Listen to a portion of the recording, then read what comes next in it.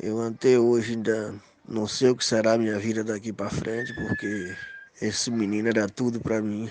Mas tem que ter fé em Deus para seguir a vida para frente, porque eu ainda tenho os dois netos, o menino dele e o outro de minha filha, que hoje está comigo. Então a gente tem que erguer a cabeça, trabalhar para Deus ajudar para criar esses meninos. Porque só Deus mesmo por a gente, que o negócio ainda está muito complicado. Esse é o Arley Souza. Ele está falando do seu filho, o Leandro, vítima do coronavírus, aos 24 anos, nas periferias de São Paulo.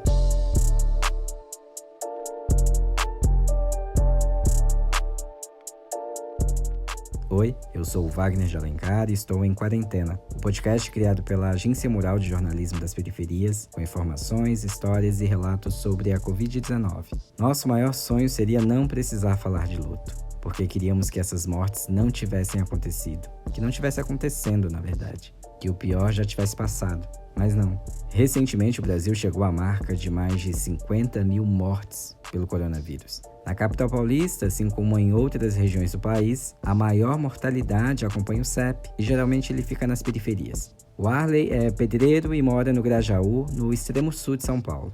O filho dele, o Leandro, era estoquista em um mercado da região e foi uma das 267 pessoas que faleceram no distrito até o dia 18 de junho. Que até hoje eu me sinto um homem sem ideia para fazer nada. Até hoje não ainda tenho condições de dizer eu vou fazer alguma coisa porque foi uma perda muito grande para mim. O Leandro deixou um filho de 7 anos que agora está aos cuidados dos avós. O Arley conta que até ver as fotos do filho tá difícil. Eu não tenho foto minha junto com ele não. Final de ano a gente tirou muita foto, todo mundo junto, mas hoje eu não tenho mais. Hoje apaguemos tudo, porque toda hora a gente queria estar olhando e você tá olhando as coisas, ainda complica mais. Eu fui decidir apagar do celular para não ficar toda horinha olhando. Apesar de ser jovem, o Leandro estava com medo de pegar o coronavírus. Ele morava com os pais, mas estava havia pouco mais de um mês na casa da irmã, que fica mais perto de onde ele trabalhava. A Neuza é tia do Leandro e contou pra gente que a morte do sobrinho foi um choque. Mas a morte do meu sobrinho foi um baque, assim, para nós, né? Porque ele era um rapaz jovem, de 24 anos, sem histórico de doença nenhuma.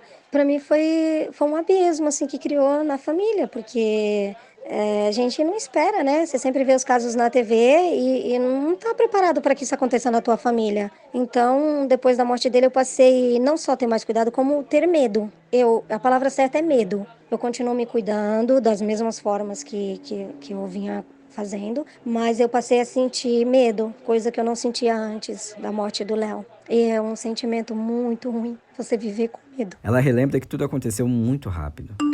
O mais difícil é ver a minha cunhada, a situação em que ela ficou, porque foi tudo tão rápido. Ela tinha um mês que não viu o Léo, porque o Léo estava trabalhando com horário reduzido, mas estava fazendo a quarentena em casa. E, de repente, ela recebe a notícia que o filho dela está entubado e ela não pode mais ver ele, né? E a única coisa que eu fiquei assim, que me abalou profundamente foi ver ela falando que só queria ver a carinha dele mais uma vez.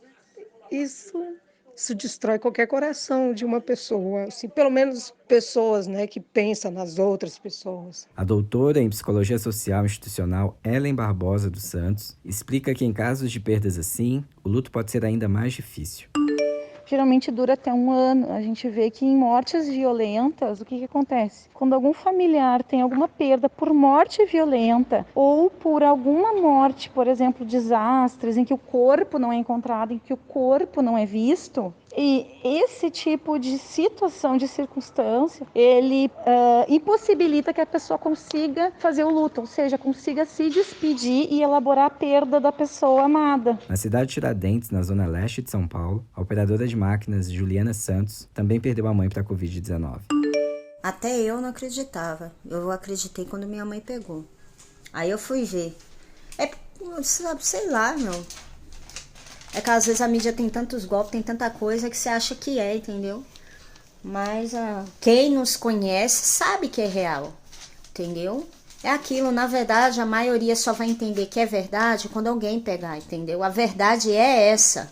Enquanto o povo, um amigo ou um parente alguém próximo não pegar, eles não vão entender. É muita gente que não se cuida. Nossa, é muita gente mesmo. Até o dia 18 de junho, o distrito Cidade Tiradentes contabilizava 193 mortes pela doença. Com a flexibilização do isolamento social em São Paulo, a Juliana já precisou voltar ao trabalho, mas agora redobra os cuidados, já que ela mora com a filha, a irmã e a sobrinha. Quem tem consciência, quer conservar a família, a sua casa, vai se cuidar. Só que aquilo não é por culpa deles, eu mesmo tô aqui. Eu só saio quando precisa. Eu trabalho na rua de cima da minha casa, a firma que eu trabalho. Antes eu vinha sempre pra casa jantar, não venho mais. Eu levo minha marmita, quando eu chego dentro de casa, direto pro banho, tomo banho, passo o álcool. Na semana aqui que eu limpo a casa, eu passo álcool. A minha irmã trabalha de segunda a sábado. Antes era domingo a domingo. Ela falou com o chefe dela, tudo. E tem a menina pequena, né? Senão ela não vai ver a menina crescer. Então agora é só de segunda a sábado. E eu só entro à tarde. Então eu tô aqui, eu passo álcool todo santo dia. Na casa, como a casa é grande, eu passo só no chão. No meu quarto eu passo em tudo. Em tudo, em tudo. E é maior cuidado. Aliás, sobre a flexibilização do isolamento na cidade, a Neuza, tia do Leandro, que ouvimos mais no início do episódio, é totalmente contra. Cara, tá errado. Tá muito errado. Porque se na quarentena as pessoas já não se preocupam, elas já não se precavem, imagina, se você começar a liberar alguma coisa, se na quarentena as pessoas já fazem baile funk, já vão pras ruas, já ficam nas pracinhas, imagina você na flexibilização. É muito mais contágio, é muito mais pessoas em porta de hospitais. E o ruim de tudo isso é que você não tá só pegando pra você. Você está pegando o vírus e está contaminando milhões de pessoas. Pessoas que talvez não tenham saúde tão boa quanto de quem a transmite. As histórias que ouvimos hoje fazem parte de uma matéria feita pelos correspondentes Giacomo Vicenzo e Raquel Porto. Eles falaram um pouquinho pra gente sobre a produção da reportagem. Escuta só. Só se dão conta depois que o vírus acomete alguém próximo. E a partir daí pensamos na possibilidade de uma pauta. Eu esperava mostrar essa realidade e tocar as pessoas para que se conscientizem antes que algo ruim aconteça. E a gente, no papel de comunicador da pessoa que está ouvindo isso e transmitindo a outras pessoas, você sente que você gostaria de ajudar, mas não há o que dizer, não há o que falar. Então acho que por mais que a gente tente, assim, faltam palavras, assim, para poder tentar ajudar, né? Eu acho que esse, sem dúvidas, é o momento mais difícil e você pedir para que a pessoa relembre os momentos ou mostre algumas fotos, né? Até para ajudar na reportagem, é um momento muito difícil. Para ler a matéria completa, acesse agenciamural.org.br.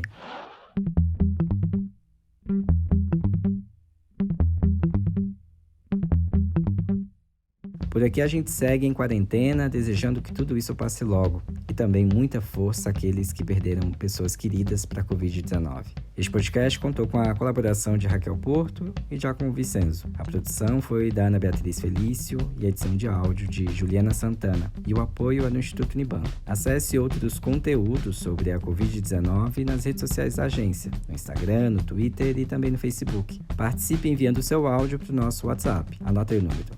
DDD 11 97591 5260. Lave as mãos, se puder, não saia de casa e até mais.